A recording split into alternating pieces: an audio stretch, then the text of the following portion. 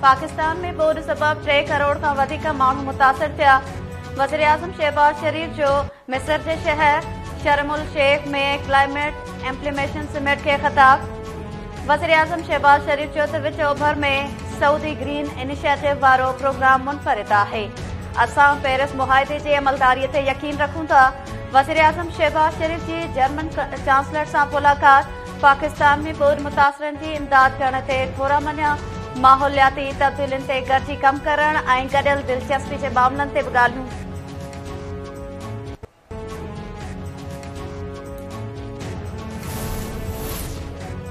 वज़ीर आज़म शहबाज शरीफ सहाफ़ी अरशद शरीफ जे क़त्ल जी जांच लाइ सुप्रीम कोर्ट जे चीफ जस्टिस खे ख़त लिखी छॾियो। शहबाज शरीफ पारां चीफ जस्टिस खे लिखियल ख़त में अरशद शरीफ जे क़त्ल जी जांच लाइ फुल कोर्ट ते ॿधल कमीशन जोड़ण जी इस्तदा कई। वज़ीर आज़म ख़त में चयो आहे त कमीशन 5 सवालनि ते गौर करे सघे थी। अरशद शरीफ परॾे वञण लाइ कहिड़ो तरीक़ो इस्तेमालु कयो, परॾे वञण में संदसि कंहिं सहूलियतकारी जो किरदारु अदा कयो, अरशद शरीफ खे क़त्ल करण वारनि धमकियुनि बाबति कहिड़ी वफ़ाक़ी या सूबाई एजेंसी इदारे या इंतज़ामिया खेसि आगाह कयो।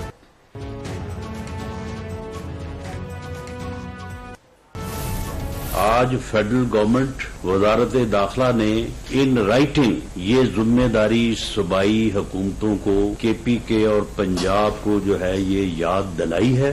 लाखों नहीं करोड़ों की तादाद में लोग चंद 100 शरपसंद के एहतजाज की वजह से जो है वो ज़लील और रुस्वा हो रहे हैं। सूबाई हुकूमतें अपनी आईनी और कानूनी जिम्मेदारी पूरा करें, वरना मैं ये बात उन्हें बावर करवाना चाहता हूं कि इसके कॉन्सिक्वेंसेज होंगे। और अदालत है आलिया, chief justice Peshawar high court, chief justice Islamabad high court और chief justice Lahore high court से मेरी ये गुजारिश है कि कल को ये रिलीफ लेने के लिए आपके पास ये पहुंचेंगे, आप इसका नोटिस लें कि वजीराबाद का वाकया जो है उसमें जो मुल्जम है नवीद वही मुल्जम है। तमाम तर जो इब्तदाई इंक्वायरी तफ्तीश आगे बढ़ी है और जिस तरह से आगे बढ़ रही है उसके अलावा कोई और दूसरा मुल्जम नहीं है। सूबाई हुकूमतूं धरना ख़त्म करे रस्ता खोलण ऐं पंहिंजी आईनी कानूनी ज़िम्मेवारी पूरी कनि। ॿी सूरत में ख़तरनाक नतीजा निकिरी सघनि था।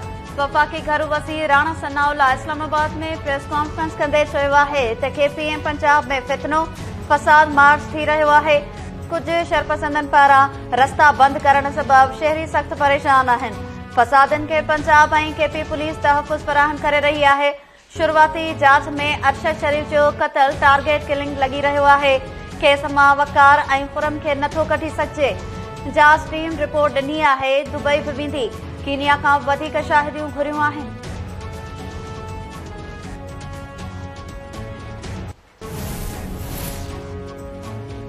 Punjab police PTI chairman Imran Khan ते थियल कातिलानी हमले जी FIR जी कापी सुप्रीम कोर्ट में जमा कराए छॾी। 4 ॾींहनि बाद वज़ीराबाद जे सिटी थाणे ते दाख़िल केस में मौक़े तां गिरफ़्तार कयल जवाबदार नवीद वलद बशीर खे नामज़द कयो वियो। पंजाब पुलिस वाक़िए जी जांच लाइ JIT जोड़ण लाइ पंजाब हुकूमत खे ख़त लिखी छॾियो। ज़रियनि जो चवणु आहे त पंजाब पुलिस ख़त में JIT लाइ तजवीज़ कयल 3 नाला बि घरू वज़ारत ॾांहुं मोकिलिया आहिनि।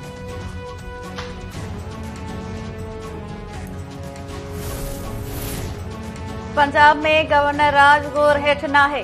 सूबे में अमन अमान जी सूरत हाल ख़राब थी त पंजाब में गवर्नर राज लागू करे सघिजे थो। पंजाब जे गवर्नर बलीगुर रहमान चयो आहे त पंजाब जे गवर्नर हाउस ते हमिलो कयो वियो।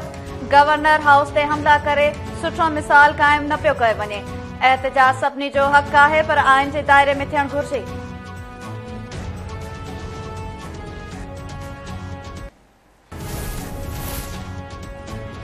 PTI जो ॿिए ॾींहुं बि रावलपिंडी में एहतजाज जारी। M2 मोटरवे खे बंदि कयो वियो। मुज़ाहिरीन इस्लामाबाद एयरपोर्ट ॾांहुं वेंदड़ M2 मोटरवे जा 2 ट्रैक शामियाना लॻाए बंदि करे छॾिया। रोड ते बीठल वण वठे बाहि ॾिनी वई। मोटरवे बंदि हुअण सबबि इस्लामाबाद एयरपोर्ट ॾांहुं वेंदड़ मुसाफ़िर रुली विया।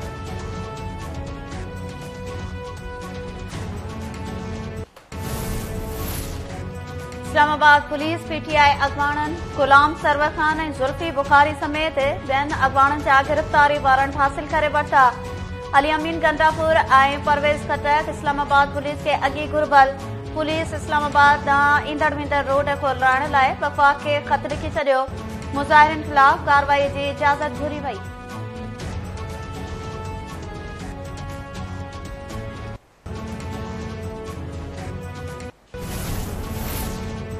इलेक्शन कमीशन कराची डिवीजन में मकानी चूंडुनि बाबति केस जी सुभाणे रिथियल ॿुधणी मुलतवी करे छॾी। हाणे ॿुधणी 15 नवंबर ते थींदी। नोटिफिकेशन जारी। इलेक्शन कमीशन मूजिब 9 नवंबर ते अलामा इकबाल डे जे ॾिहाड़े जे हवाले सां आम मोकल हुअण करे कराची जी बल्दियाती इलेक्शन केस जी ॿुधणी 9 नवंबर बदिरां 15 नवंबर ते थींदी।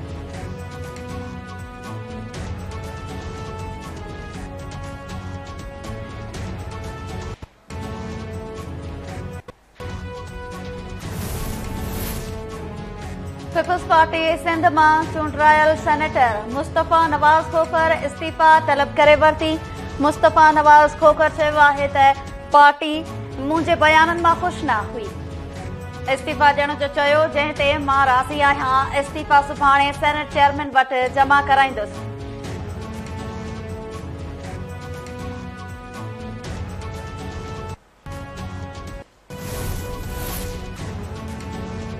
पीपल्स पार्टी के सीनियर अगवान ऐं कानूनदान एतजाज़ अहसन पीटीआई चेयरमैन इमरान खान से मुलाकात। एतजाज़ अहसन ज़मान टाउन लाहौर में इमरान खान की रिहाइशगाह ते पहुंची संदसि तबियत मालूम कई।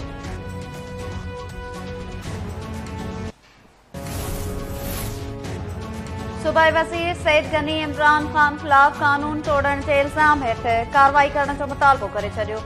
सूबाई वज़ीर सईद गनी चयो आहे त इमरान मुल्की न पर परॾेही प्रोजेक्ट आहे। इमरान खान के नई जमहूरियत की खबर आहे। इमरान खान नौजवाननि के गुमराह करे रहियो आहे। संदसि खिलाफ कार्रवाई कई वञे।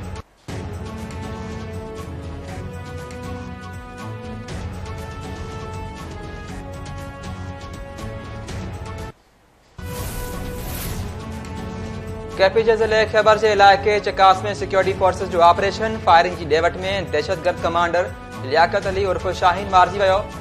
एक फौजी जवान सलीम खान शहीद थी वियो। ISPR मूजिब मारिजी वियल दहशतगर्द गायब थियल माण्हुनि जी लिस्ट में शामिल हो।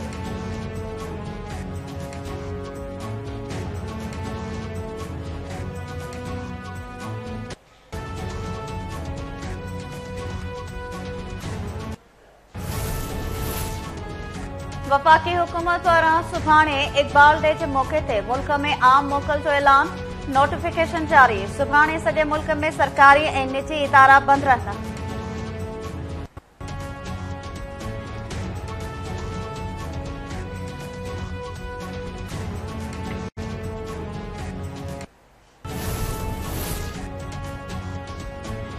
फुलवेझो ॻोठ अमीर अली आराई में ज़मीन जी तकरार तां ॿिनि धुनि में झेड़ो, 2 भाइर क़तल।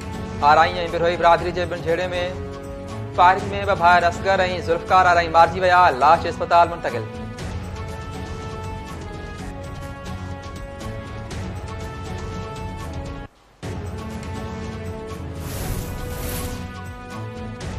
नामियारे ब्रॉडकास्टर ऐं अदीब सैयद माखन शाह रिज़वी जे वॾे पुट सैयद पारस शाह जो घर मां लाश अथ। पुलिस जो चवणु आहे त पारस शाह जो घर मां लाश मिलियो आहे। मामले जी जांच कई पई वञे।